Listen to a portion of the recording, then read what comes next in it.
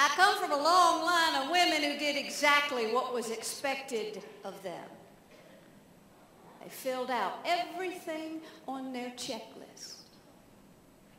The world could be falling apart, but you were fine as long as your purse matched your shoes. This long list of expectations. I knew my list. I knew exactly what was expected of me as if it'd been written on the walls. You're to go to school, get good grades, no tattoos, no babies yet, wait. Go to school, get an education, get a job, nothing fancy, live near the house. Wait, because your charming prince going to come riding up on a white horse and he going to save you and you're going to live happily ever after and have fun, baby doll, but just don't come out of that box. And I don't have anything wrong with that plan if it's your plan. But for me, there was no charming prince come riding up on a white horse to save me. There was nobody even pledging his undying love, unless you count that tipsy fella behind the Tasty Freeze. That probably doesn't count, because he never called. I had a foot in two different worlds. A foot in this one world of everything they told me I needed to be. Everything the magazine said I needed to look like. The television said I needed to have. Everything the world said I needed to be happy. And I had a foot in this other world. This world where I was starting to write. And creating these characters that would sort of talk in my head, sometimes all at once. I'm okay.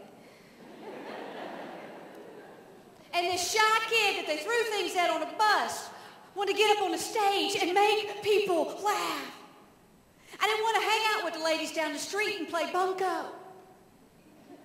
I wanted to hang out with clowns and storytellers and magicians and performers, and many people will have another world like that. They'll just keep it high up on the top shelf in a box. And every once in a while, they'll take it down, dust it off, and look at it. But for me, it kept getting bigger and bigger. And the real world kept getting smaller and smaller until finally I felt like I was standing on a cliff. Surrounded by all these voices saying, no, no, you cannot do that. Oh, no, sweetie, you're not smart enough. Oh, no, honey, women don't do that. Oh, you'll never make it. Because we're always surrounded by those voices. You never get away from those voices. Bad news. Eventually, you don't even need them anymore, do you? Because you start to write the script yourself.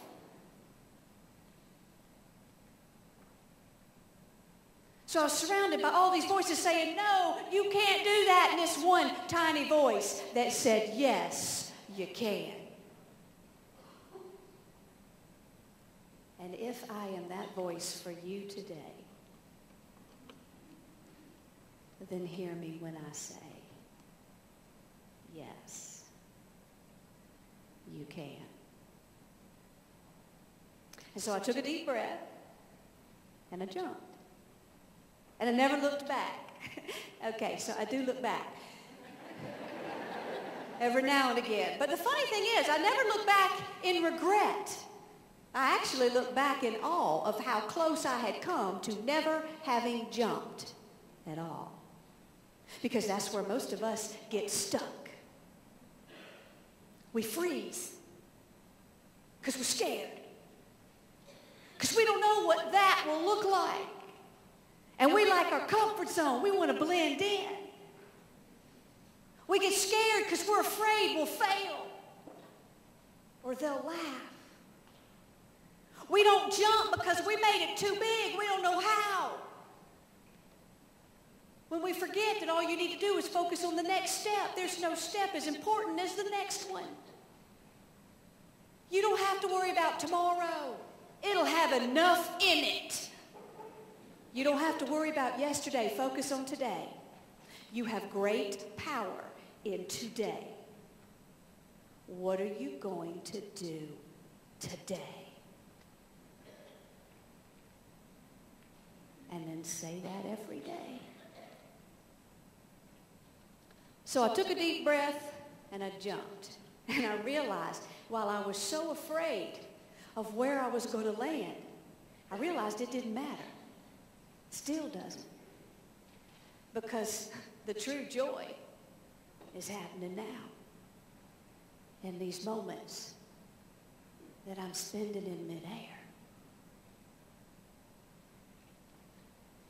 And it will be hard to take action and jump. It'll be hard to fly, as it should be. Because to fly, you have to defy gravity.